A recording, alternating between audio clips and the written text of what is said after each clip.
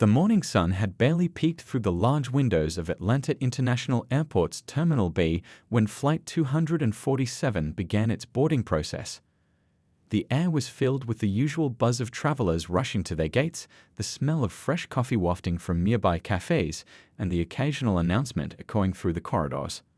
Flight attendant Grace Thompson stood at the entrance of the aircraft, greeting passengers with what her colleagues often called her picture-perfect smile. She'd been with Elite Airways for 8 years, and this Atlanta to Los Angeles route was practically her second home. Her perfectly pressed navy uniform and gleaming wingpin reflected her pride in her position and the airline's prestigious reputation. "Good morning, welcome aboard," she chirped rhythmically as passengers filed past her. Everything was running smoothly. The first-class cabin was filling up with the usual mix of business executives in crisp suits and well-heeled travelers who'd clearly done this routine 100 times before. But Grace's routine was about to be dramatically interrupted. As the economy-class passengers began boarding, she noticed a woman attempting to turn left towards the first-class cabin instead of right towards economy. The passenger wore simple jeans, a plain white t-shirt, and carried a worn leather backpack, nothing like the typical first-class traveler Grace was accustomed to seeing. Without missing a beat, Grace stepped forward, her smile never wavering. "Excuse me, ma'am, but economy-class boarding is to the right. Let me help direct you to your seat." Her tone was sweet but carried an undercurrent of condescension that made several nearby passengers shift uncomfortably. The woman, who appeared to be in her late 30s, reached into her pocket. "Actually, I have a first-class ticket," she began, her voice calm and measured. But before she could pull out her boarding pass, Grace cut her off with a laugh that echoed through the cabin. "There must be some mistake," Grace insisted, positioning herself firmly in the woman's path. "First-class boarding ended 10 minutes ago, and I'm quite familiar with all our premium passengers." She emphasized the word premium in a way that made her meaning crystal clear. Other passengers had begun to slow their boarding, some pretending to struggle with their carry-on bags while watching the scene unfold. A young man in the second row had already pulled out his phone, sensing that something newsworthy was about to happen. "If you could just look at my ticket," the woman tried again, maintaining her composure despite Grace's increasingly hostile body language. The flight attendant's smile had transformed into something more akin to a sneer. "Ma'am, I've been doing this job for 8 years, Grace interrupted, her voice rising slightly. "I know every first-class passenger on this flight, and you're holding up the boarding process. Please move to the right and find your seat in economy." She gestured emphatically toward the economy cabin, drawing even more attention to the confrontation. The tension in the air was palpable. Other crew members had noticed the commotion but seemed hesitant to intervene. An elderly couple in first class exchanged worried glances, while a businessman pretended to be deeply absorbed in his newspaper. What nobody realized in that moment, least of all Grace, was that this seemingly routine morning was about to become anything but ordinary. The woman in the simple white t-shirt wasn't just another passenger, and this wasn't just another case of misguided assumptions. In fact, the next few minutes would not only change Grace's life forever, but would also spark a nationwide conversation about prejudice, power, and the price of making assumptions. The woman took a deep breath, squared her shoulders, and reached once again for her ticket. The expression on her face suggested she'd been in similar situations before, but this time would be different. This time, she wasn't going to let it slide. The next few moments would prove to be some of the most shocking in Elite Airways history, and everyone present was about to learn a powerful lesson about judging books by their covers. The atmosphere in the narrow aircraft cabin grew heavier with each passing second. Dr. Michelle Anderson, though no one knew her title yet, finally managed to pull her ticket from her pocket, holding it up with steady hands despite the growing audience of onlookers. "I understand you're doing your job," she said, her voice carrying the kind of patience that comes from years of similar experiences, "but I'd appreciate if you'd simply look at my ticket." The overhead lights caught the golden first-class ticket holder, making it impossible to miss. Grace's eyes narrowed, barely glancing at the ticket before pushing it away. "Anyone can print something that looks official," she said, her voice dripping with skepticism. "I've seen it all before. Now, please stop disrupting the boarding process." She turned to the growing line of passengers behind Michelle, offering them an apologetic smile as if to say, "Don't worry, I'll handle this troublemaker." A flight attendant from economy class, sensing the tension, approached cautiously. "Is everything okay up here?" she asked, looking between her colleague and the passenger. Before she could get involved, Grace waved her away with a sharp gesture. "Everything's under control," Grace snapped, though her reddening face suggested otherwise. "This passenger just needs to move to her proper cabin." She emphasized the word proper in a way that made several nearby passengers wince. Michelle took another steady breath, reaching into her bag. "Let me show you my ID and booking confirmation on my phone." She maintained her composure, though anyone watching closely enough could see her hands trembling slightly, not from fear, but from the effort of containing her justified anger. "Ma'am." Grace's voice rose sharply. "I don't need to see your phone. What I need is for you to move to economy class where you belong." The last 3 words hung in the air like thunder before a storm. By now, at least 5 passengers had their phones out, recording the interaction. A young woman in the 3rd row had tears in her eyes, clearly affected by what she was witnessing. An older gentleman in 1st class had removed his reading glasses and was half rising from his seat, seemingly torn between intervening and staying out of it. Michelle squared her shoulders, her professional demeanor never wavering. "I've shown you my ticket. I'm trying to show you my ID and booking confirmation. I'm simply trying to reach my assigned seat, 2A." She gestured to the empty 1st class seat clearly visible behind Grace. "That seat," Grace declared with absolute certainty, "is reserved for one of our premium members, Dr. Anderson, who I'm sure will be boarding shortly." She smiled triumphantly, certain she'd caught someone trying to pull a scam. The irony of the moment wasn't lost on the passengers who had been watching the scene unfold. A businessman in the front row actually let out a quiet chuckle, quickly disguising it as a cough when Grace shot him a sharp look. Michelle reached into her bag once more, this time pulling out a small leather wallet.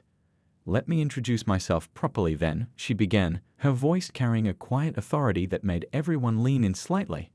"I am Dr. Michelle Anderson." Grace's expression flickered for just a moment, but she quickly recovered.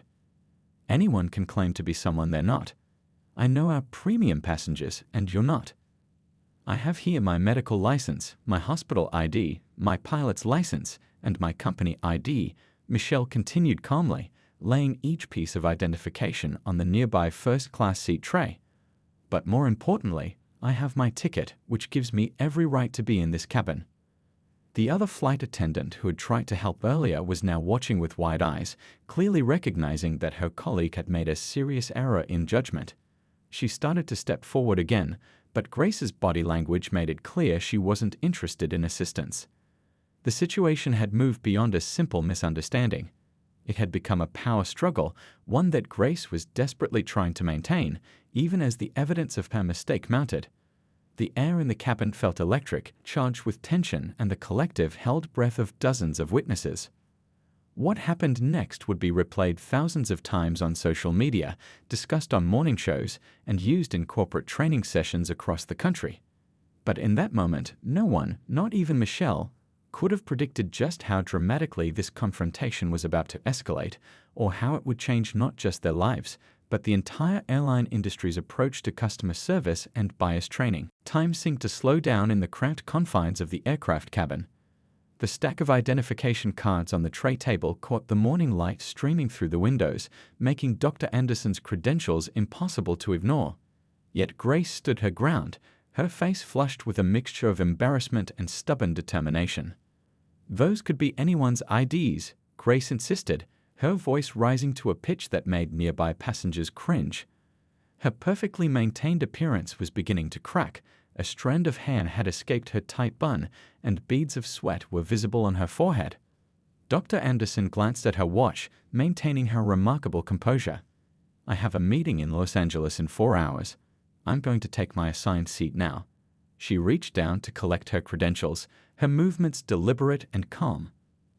As Dr. Anderson stepped forward, something in Grace snapped. Later, passengers would describe it as watching someone lose their grip on reality in real time. Grace's face contorted, and her body tensed like a coiled spring. "You are not sitting in 1st class," Grace's voice echoed through the cabin. And then, in a moment that would soon be seen by millions, she did the unthinkable. Her hand shot out, making contact with Dr. Anderson's face with a sharp crack that seemed to freeze every person on the aircraft. The silence that followed lasted only a fraction of a second, but it felt eternal. Then, chaos erupted. "Oh my God!" gasped a woman in the third row, her hands flying to her mouth. "Did you get that?" Someone whispered urgently to their seatmate who was recording. The businessman who had been pretending to read his newspaper jumped to his feet. "That's assault. Someone call security." Dr. Anderson stood perfectly still, one hand raised to her cheek, her eyes closed as if processing what had just happened. When she opened them, there wasn't anger in her gaze. There was something far more powerful, absolute certainty. The other flight attendant had already rushed to the phone near the cockpit, her hands shaking as she called for ground security. Passengers in the first few rows had risen from their seats, creating a protective semicircle around Dr. Anderson, though they maintained a respectful distance. Grace seemed to realize the magnitude of what she'd done. The color drained from her face, and her hand, the one she used to strike Dr. Anderson, trembled at her side. I didn't mean to," she stammered, but her words were lost in the growing commotion. A young flight attendant trainee who had been observing from the galley rushed forward with a first aid kit and a cup of water. "Dr. Anderson, are you all right? Do you need medical attention?" Dr. Anderson accepted the water with a gentle smile that somehow made the moment even more powerful. "Thank you, but I'm okay."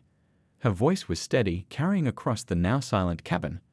"Though I think it's time we had a serious discussion about what just happened here." The sound of rapid footsteps coming up the jet bridge signaled the arrival of airport security. But before they entered the aircraft, Dr. Anderson reached into her bag one final time. What she pulled out would change not just the trajectory of this confrontation, but the entire future of Elite Airways. Grace, still standing in shock, watched as Dr. Anderson retrieved a sleek leather portfolio bearing the Elite Airways logo, the same logo that was emblazoned on Grace's uniform. The portfolio contained papers that would soon explain why Dr. Anderson had remained so calm throughout this entire ordeal. Passengers who had been recording now edged closer, sensing that something even more dramatic was about to unfold. The morning sun continued to stream through the windows, illuminating the scene like a stage play reaching its climax. Security officers appeared at the aircraft door, taking in the tense tableau before them. But before they could speak, Dr. Anderson opened the portfolio, revealing documents that would make everyone on that aircraft understand exactly why assuming anything about anyone was a terrible mistake. The revelation that was about to come would not only end Grace's career, but would spark a nationwide conversation about prejudice, power, and the consequences of letting bias override professional judgment. In the years to come, this moment would be referenced in countless training sessions, news reports, and discussions about systemic change in the airline industry and beyond. The leather portfolio in Dr. Anderson's hands seemed to command attention from everyone in the cabin. Two security officers stood at the entrance, taking in the scene.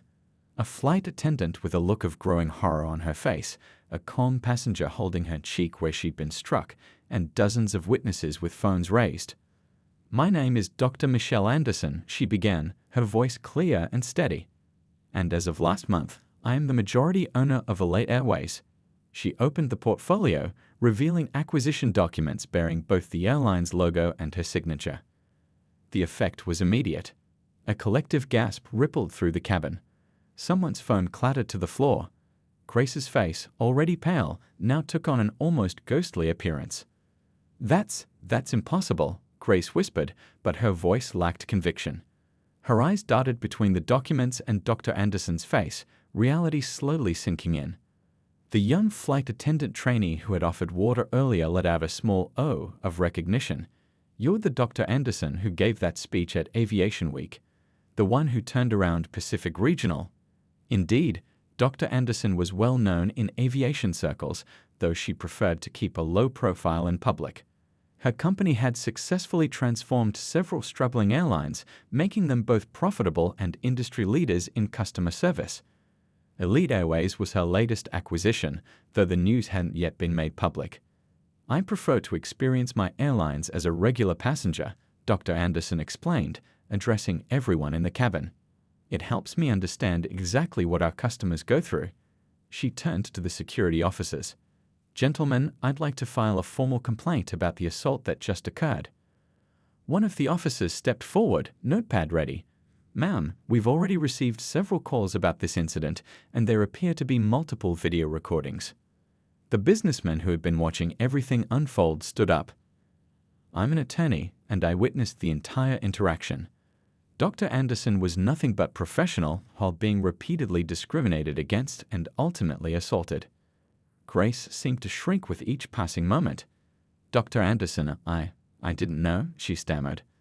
That's precisely the problem, Dr. Anderson replied, her tone firm but not unkind. You didn't know who I was, yet you felt confident enough to make assumptions, ignore my documentation, and ultimately resort to violence. The question is, how many other passengers have you treated this way who weren't airline owners? The question hung in the air, heavy with implication. Several passengers nodded, some murmuring in agreement. A few were typing rapidly on their phones, no doubt sharing the incredible scene on social media. The lead security officer cleared his throat. Ma'am, would you like to press charges? Dr. Anderson considered the question carefully, looking around the cabin at all the faces watching this drama unfold. What I'd like, she said finally, is for this to be a learning moment, not just for Elite Airways, but for the entire industry. She turned to address the whole cabin. I bought this airline because I believed it had potential to be better.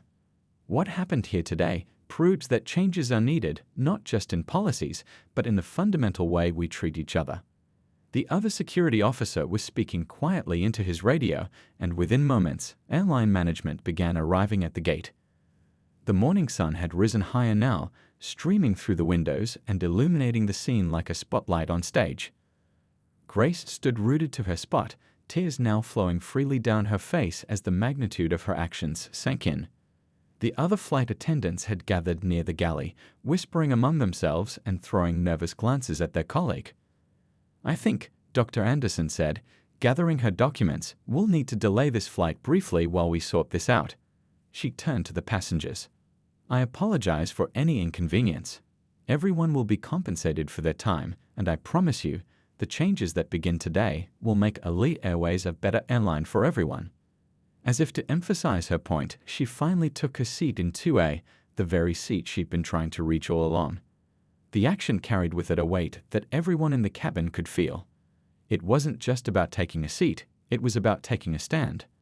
The incident would soon make headlines across the country. Airline owner experiences discrimination on her own plane. But the real story, the one that would unfold in the coming weeks and months, would be about how one moment of prejudice led to a complete transformation of an entire airline's culture. Within 30 minutes of the incident, the gate area of Terminal B had transformed into an impromptu command center. Airline executives, who had been enjoying their regular morning meetings, now huddled in small groups, their faces pinched with concern as they watched video footage of the confrontation on their phones. The passengers had been temporarily deplaned and waited in the gate area, many still discussing what they'd witnessed. The young mother from row 14 was showing her video to a group of captivated listeners, while the businessman who'd offered his legal expertise was deep in conversation with airline management. Inside the now empty aircraft, Dr. Anderson sat in a quiet discussion with the airline's chief operating officer, who had rushed to the airport the moment he heard what happened. His normally pristine suit showed signs of his hasty arrival, a slightly crooked tie and a coat button fastened incorrectly. Dr. Anderson, he began, his voice heavy with genuine remorse, I cannot begin to express how deeply sorry we are for this incident. She held up a hand, stopping his prepared speech. What I want to know is how often this happens to other passengers who don't happen to own the airline. The COO shifted uncomfortably in his seat. We have a zero-tolerance policy for discrimination. Policies are only as good as their implementation, Dr. Anderson replied, taking out her notebook. Tell me about your current training programs. Meanwhile, in a small office near the gate, Grace sat with her union representative and 2 HR managers. Her hands trembled as she filled out an incident report. The tissue box on the desk was already half empty. I don't know what came over me, she whispered, more to herself than anyone else. 15 years of service, and I've never, I never thought I would. Back in the gate area, passengers were being informed about the delay and the arrangements being made for them. The airline had quickly organized complimentary meals and was booking alternative flights for those who had pressing connections. A group of flight attendants from other gates had gathered during their breaks, speaking in hushed tones about what had happened. "I'd always thought Grace was so professional," one whispered. "This is going to change everything." She was right. Even as the immediate situation was being handled, phones were ringing across the country.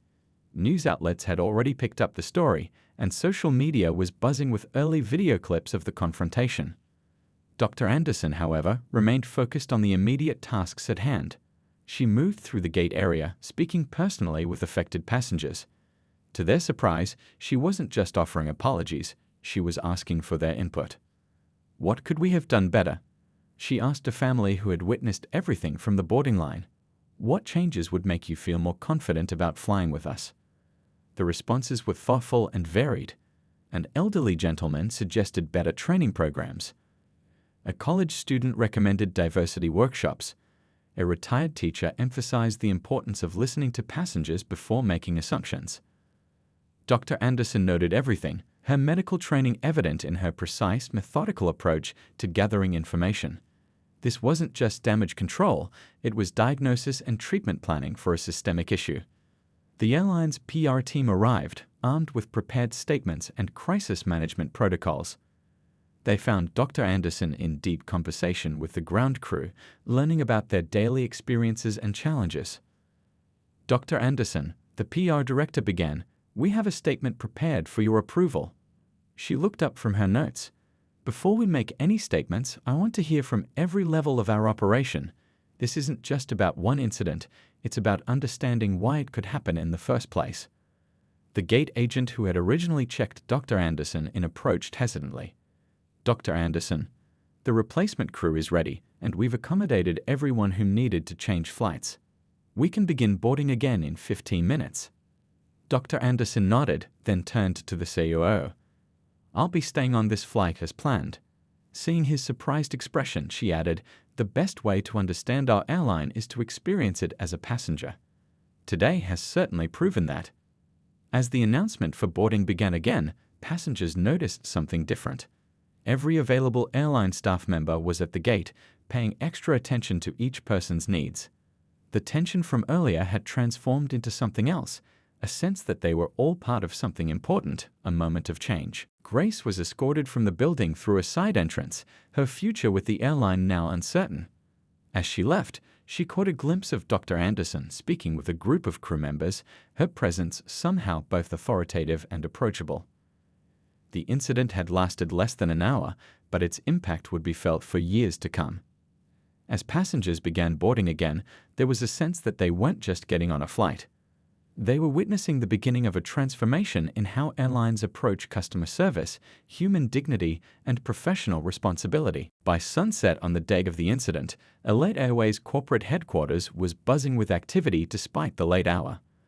The large conference room on the top floor, usually reserved for board meetings, had been transformed into a crisis management center. Coffee cups littered the long table, and takeout containers told the story of a team that hadn't stopped working since the morning's events. Dr. Anderson sat at the head of the table, her earlier outfit now complemented by a blazer she'd retrieved from her LA office during her brief visit. She'd insisted on completing her original flight, using the 5 hours in the air to draft initial plans for company-wide changes. "The videos have gone viral," the head of social media reported, turning her laptop around. "We're trending nationwide. Most people are supportive of Dr. Anderson's handling of the situation, but they're demanding to know what we're going to do next." The chief of human resources cleared his throat. "We've prepared termination papers for Grace. The union representatives understand our position, given the clear video evidence and multiple witness statements." Dr. Anderson looked up from her notes. "Before we talk about termination, I want to discuss prevention. How did we get here? What did we miss in our hiring process, our training, our company culture?" The room fell silent.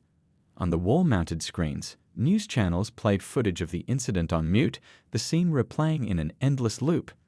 One headline read, Airline owner experiences discrimination on own aircraft, a wake-up call for the industry. I've been going through our training materials, and a younger member of the HR team spoke up, spreading documents across the table. They cover the basics of customer service, but there's very little about unconscious bias or cultural sensitivity.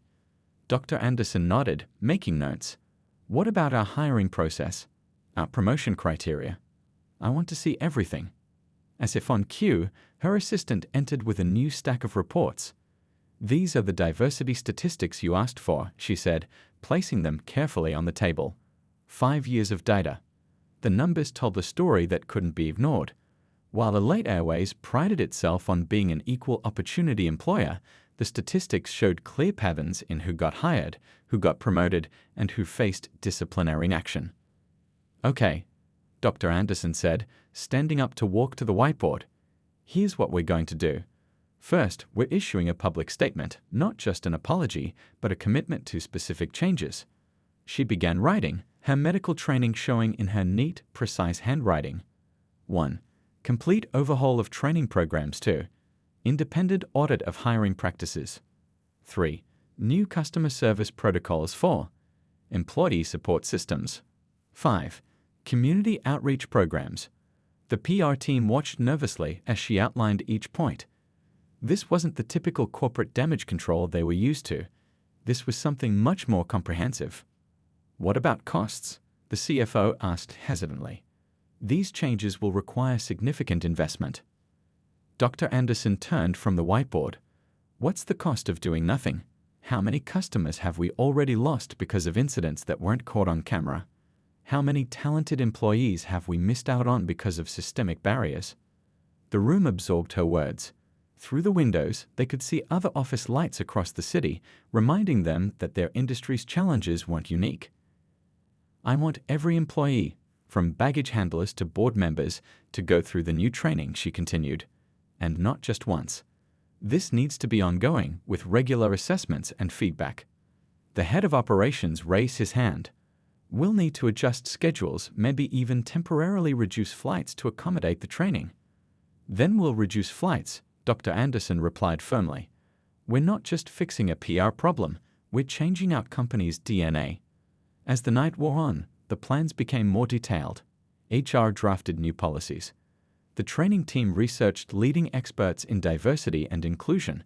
The operations team worked on logistics for implementing company-wide changes without disrupting essential services. Around midnight, someone turned on the actual lights.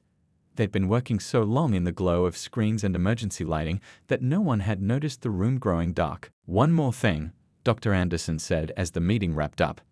I want to establish a passenger advisory council. Real people, real experiences, real input into how we operate. The PR director's eyes lit up. That could be powerful, showing we're not just talking about change, we're actually listening to our customers. As the team finally prepared to head home, Dr. Anderson remained at the table, reviewing the day's notes. The incident had been painful, but it had revealed issues that needed addressing. Tomorrow, they would begin implementing the most comprehensive overhaul in the airline's history. On her way out, she passed the wall of previous company leaders, all looking remarkably similar in their portraits. Soon this wall too would reflect the changes coming to Elite Airways, showing future generations that leadership comes in all forms and that sometimes the most powerful changes start with the most uncomfortable moments. 6 months after the incident that shook Elite Airways, the company's main training center was filled with a different kind of energy. The walls, once decorated with just technical diagrams and safety procedures, now featured diverse images of crew members and passengers, along with powerful messages about inclusion and respect. Dr. Anderson walked through the facility, stopping to chat with a group of new recruits going through the company's revamped training program. The changes were evident everywhere, from the content being taught to the people doing the teaching. Today's scenario is about challenging our assumptions, the instructor was explaining to the class. She was one of many new trainers hired specifically for their expertise in cultural awareness and conflict resolution. We're going to explore real situations and discuss how to handle them professionally. In the back of the room, airline executives from 3 other major carriers sat observing.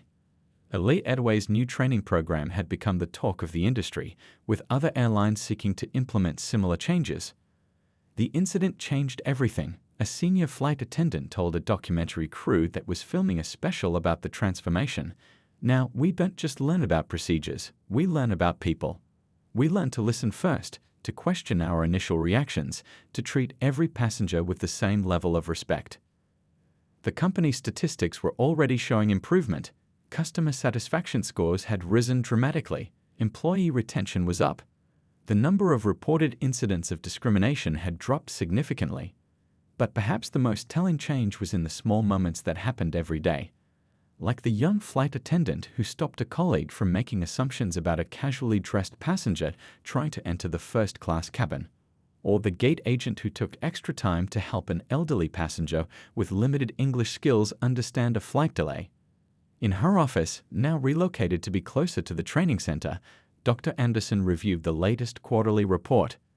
The initial costs of implementing the changes had been substantial, but the long-term benefits were becoming clear.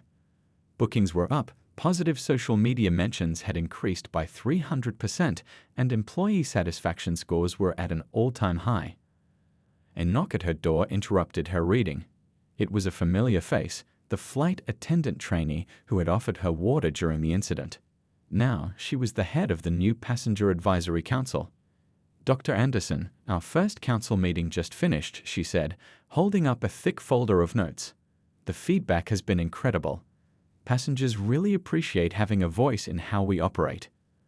Dr. Anderson smiled, remembering how that one moment of crisis had sparked such widespread change. "What's the most common feedback we're getting?" "People say they feel seen," the young woman replied. "Not just as passengers, but as human beings. They notice how our crew members take time to learn their names, how they handle special requests with patience, how they make every person feel valued." The afternoon sun streamed through the office windows as they discussed the council's recommendations. On Dr. Anderson's desk sat a framed photo from the previous week's ceremony, the company receiving an award for Most Improved Airline in Customer Service. But the real victory wasn't in the awards or the statistics. It was in the stories that kept coming in, like the businessman who wrote about how differently he was treated now compared to 5 years ago, or the elderly couple who felt comfortable flying again because they knew they would be treated with dignity.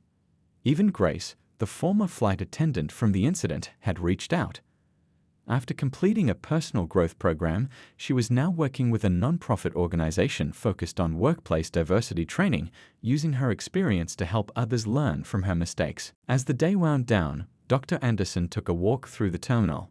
She watched passengers boarding their flights, crew members interacting with customers, ground staff helping with luggage. Everything looked the same on the surface, but everything was different. A young girl tapped on her mother's sleeve as they passed. "Look, Mom. That's the lady from the video they showed us in school." Dr. Anderson waved, touched that her story was being used to educate the next generation. The final statistics told a powerful story. Complaints down 70%, employee satisfaction up 85%, and a corporate culture that had become a model for other companies. But the real measure of success was in the small moments, the respectful interactions, the careful listening, the assumptions not made, the dignity preserved. As she watched the sun setting through the terminal windows, Dr. Anderson reflected on how one difficult moment had led to such meaningful change. The incident hadn't just transformed an airline, it had started a conversation about how we treat each other, not just in the air, but everywhere. The last flight of the day was boarding, and she could hear the crew greeting each passenger by name, regardless of what cabin they were seated in. Change, she realized, didn't always come from grand gestures. Sometimes it came from simple moments of human connection, from choosing to see each person for who they really were. And that, perhaps, was the greatest lesson of all.